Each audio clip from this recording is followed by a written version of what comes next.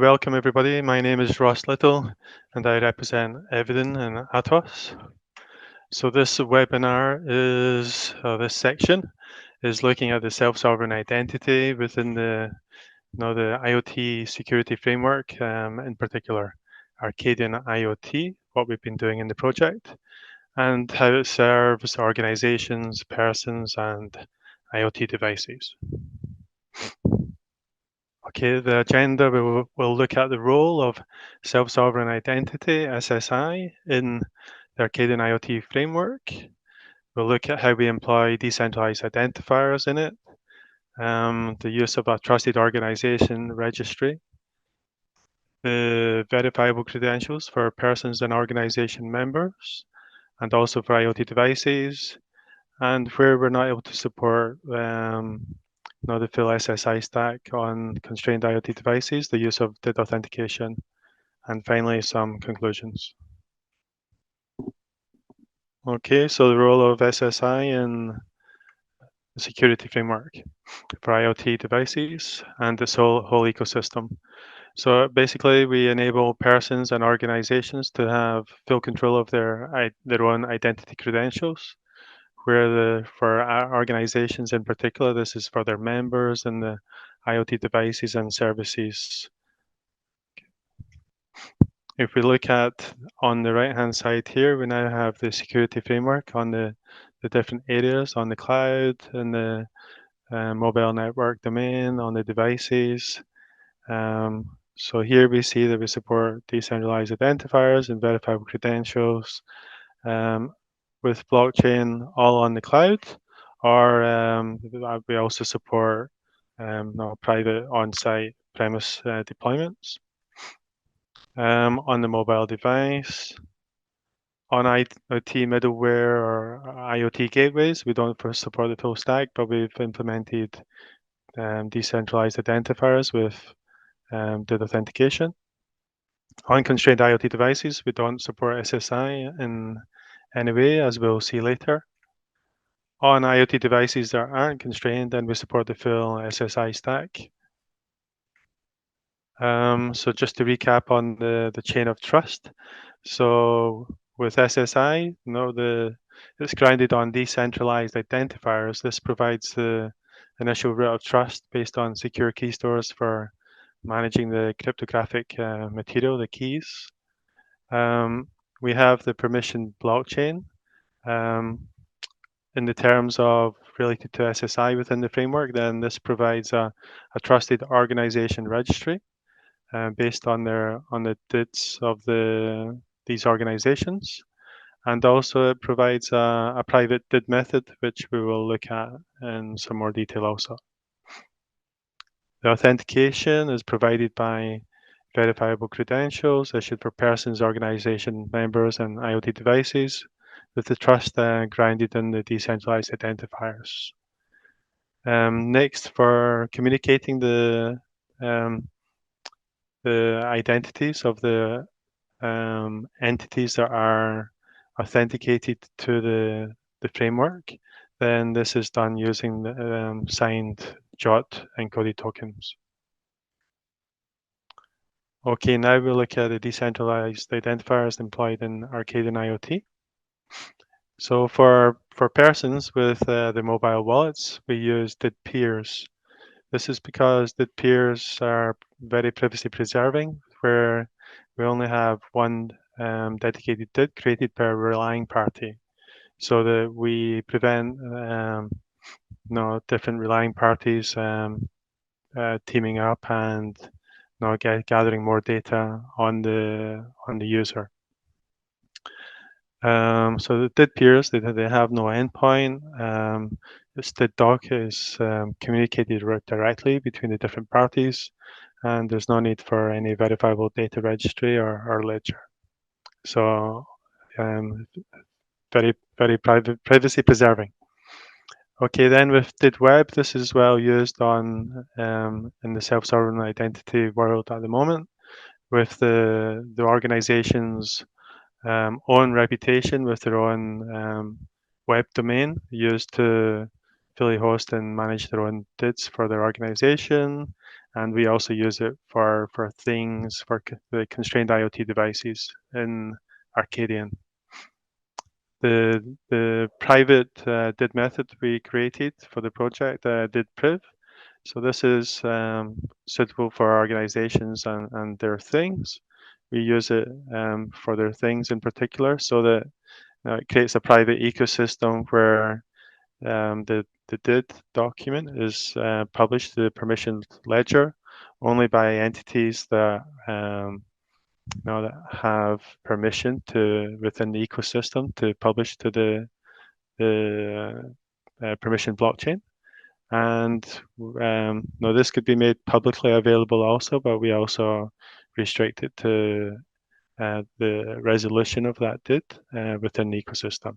So it's a fully private decentralized identifier for the particular ecosystem. Okay, so if we look at the role of the trusted organization registry, so excuse me. So this is published on the blockchain. So it's the information of all the organizations, service providers, etc., that are able to make use of the security framework. Specifically, if it's in a cloud, and we've got multi-tenants.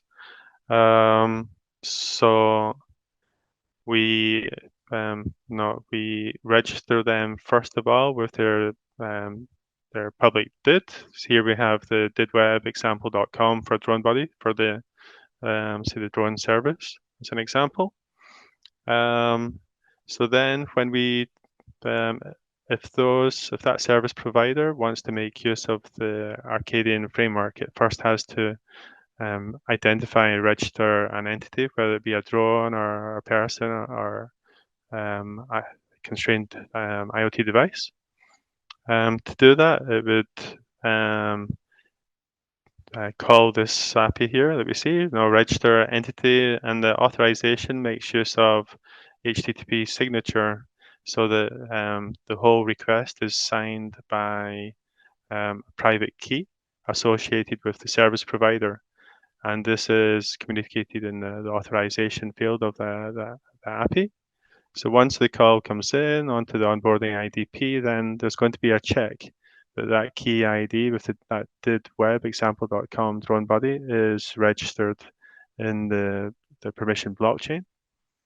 If it's registered, then it means it's trusted, and we allow the creation of an ARCADIAN-IoT identity for that service provider, and we publish this to all the different services within the ARCADIAN-IoT framework, like reputation, so that they're aware that we have a new entity to monitor. Okay. If we look at now, we'll look at verifiable credentials for persons and organization members. So the implementation here, just to mention, is based on Hyperledger Aries, the framework on Go. So we've implemented the mobile device, supporting the SSI wallet with underlying technology, decentralized identifiers, and credential recovery. If we need to restore our wallet, in the backend on the cloud or an on-site deployment, we have the verifiable credentials SSI agent based on Hyperledger Aries. So this is lifted from the framework. With this, we have the wrapper around it basically for the verifiable credentials, supporting an easier communication with it, but also supporting other stuff like creation of didwebs, the templates that we need to create for the ecosystem based on natural persons, organization members, devices, etc. So here we also support the onboarding IDP, so that persons and members that are to be issued with credentials will interface with an onboarding IDP, which will then interface through its backend to the SSI infrastructure. Okay, so The verifiable credential for persons is based on the IPSI natural person verifiable ID, with the information stored under the credential subject. The family name, first name, etc., are all the claims or attributes as designated by EIDAS and used by the IPSI natural person verifiable ID. Just to say, personal identifier, we don't use a national EID in here, but we make use of an email. Okay, so that's only the traction. The proof here we see is for JSON LD, as opposed to JOT VCs. Both are supported by IPSI. Here's a screenshot of if we wanted to look into the details of the credential on the mobile app. For organization members, then this was based on the schema for organizations to capture the identifier, the legal name, etc. And also the members is based on persons with within the schema.org, with the details of the actual member and their job title. Again, here we see our mobile app with this included. Okay, so now we're going to show a video of issuing of a organization member credential, where the user first has to show who they are or prove who they are based on their person credential, which is stored in a database somewhere along with their organization, so that they're able to be, if they're in that database, they're able to be issued with their credential once they prove they're that person. Okay.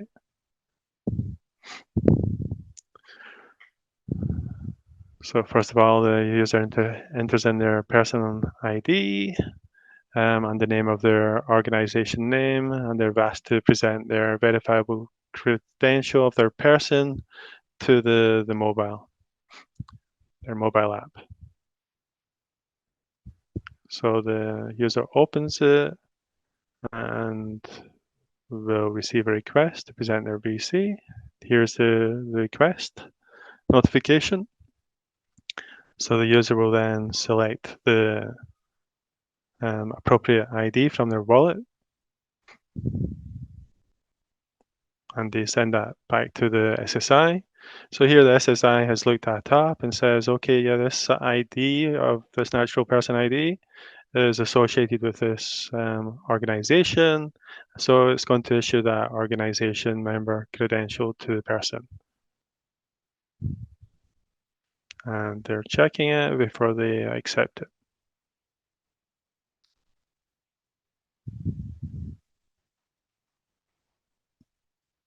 Okay, so they're just giving it a name within their wallet so they can recognize it as they wish.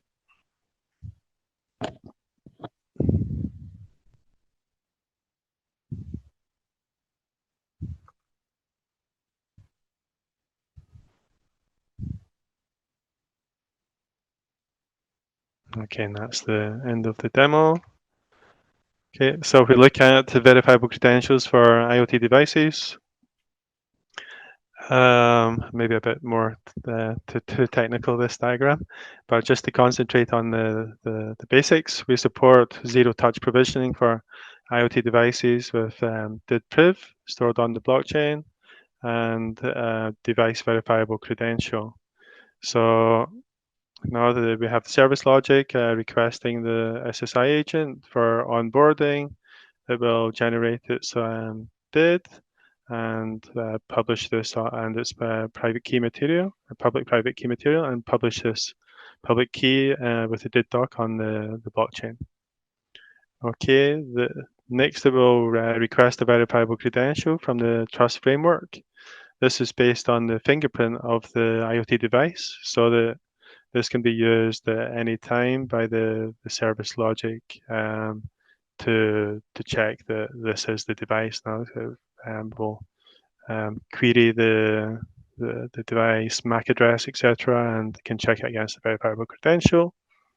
So that is issued to the agent on the device. So as part of the registration, it sends this verifiable presentation token with its signed credential issued from the trust framework towards the service provider, who will then request to register in the identity um, um, provider part of the framework. This will check that the SP is trusted, of course, because this is, as we've seen before, is signed by HTTP signature based on the decentralized identifier of the service provider. So if that's checked to be okay, then it will store it will create an ARCADIAN-IoT identifier. I'll keep a record of that, and it will publish the new identity for that entity to the rest of the ecosystem, and return an ID token to the service provider, who can then use that later on for providing access tokens to the service logic when they want to send service sensor data to the service provider. Okay, so if we look at the authentication for constrained IoT devices, again, similar, seemingly quite complex diagram, but quite simple. So we look at the registration of the constrained IoT device here. So we want to register this device. Okay, so from the service provider, it's going to, again, it's protected by the HTTP signature, so only trusted service providers can create identities and register entities on the framework. So the request comes into the identity manager, but in this case, there's no signed verifiable presentation. So it sees the DID that it wants to register. So it contacts the decentralized identifier authentication and asks to request to authenticate that DID. So it does a DID authentication challenge response. And if that turns out to be okay, then it will consider as being authenticated, and it will store the DID there and communicate back. Just to note here, the IoT gateway will manage multiple devices, and in the back there it uses an alternative authentication method. So the IoT gateways act on behalf of the constrained IoT devices. Okay. So in conclusion, for self-sovereign identity within the security framework for IoT ecosystem, we provide the distributed trust framework supported by verifiable data registry on the permission blockchain. We support several different types of decentralized identifiers employed for the different scenarios that we see as best suits the scenario. We have verifiable credentials able to be employed for authenticating persons, organization members, and IoT devices, all the different actors that we see within the IoT ecosystem. Where constrained IoT devices aren't able to make use of the SSI stack because they're constrained resources, then we are able to employ DDoS challenge response on the IoT gateways on their behalf. And to note that all of this is implemented on Hyperledger ARIs with the DIDCOM protocol stack by the Decentralized Identity Federation. Currently, if we see EBSI and other systems are being evolving or moved to work with SIOP. OpenID for verifiable credentials and OpenID for verifiable presentations. And we are now evolving our own solution to these protocols.